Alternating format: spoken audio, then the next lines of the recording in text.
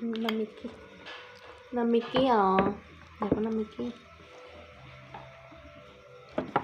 Tải rau nè. Tải rau. Cái này tải cái gì?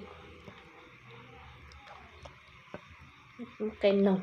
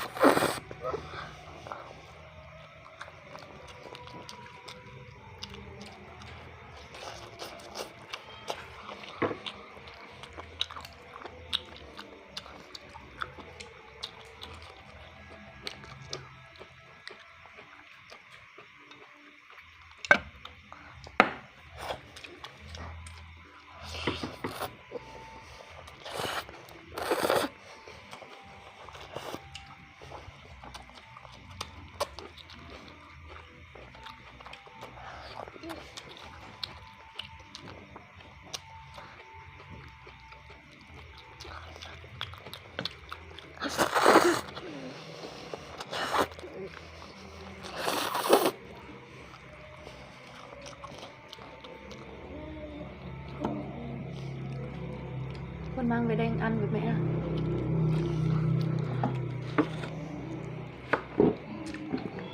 Mang tới ăn đó.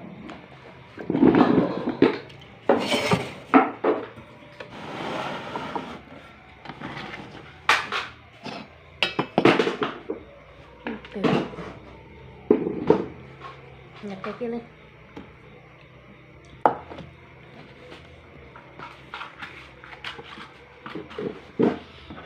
Ăn. Có ngon không? Ngon. Ngon à? Ăn nhiều à?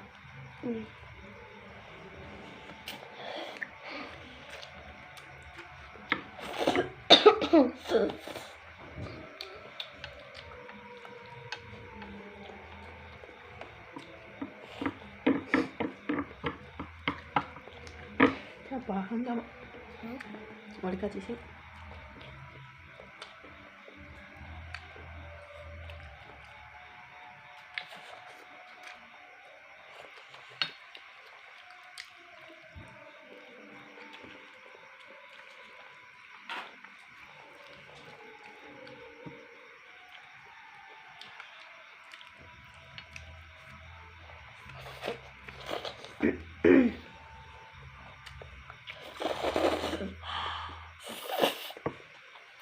Ngon thế. Ngon quá. Ngon lắm á.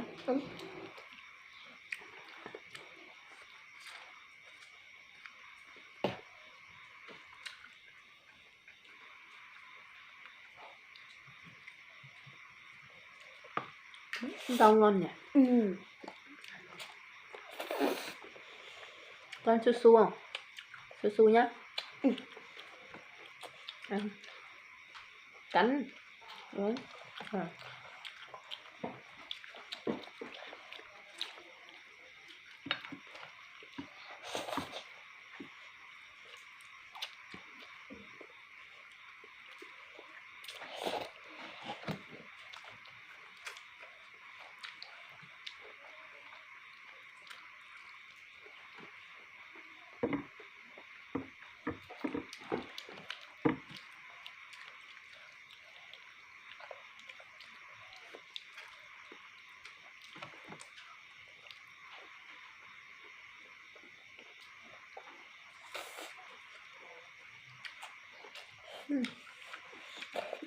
Đó, chỉ còn ăn cẩn thận, không thôi cuộn vào này.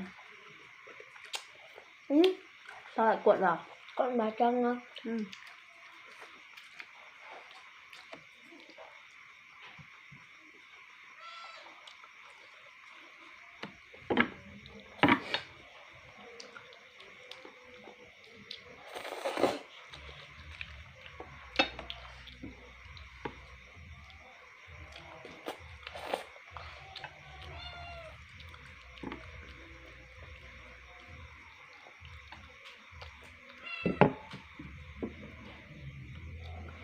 Men nhiều quá không ăn được. Ngon rồi.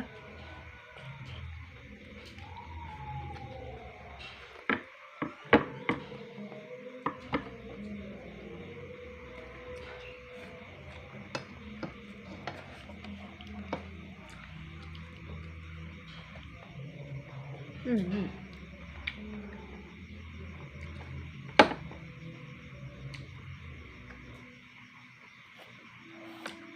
Ngon quá lắm. Hôm qua thì ăn nhiều à?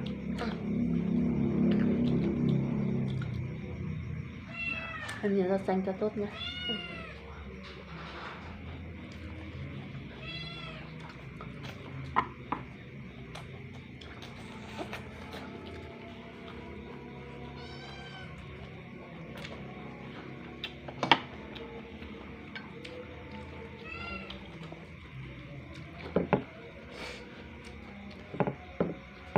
Mẹ.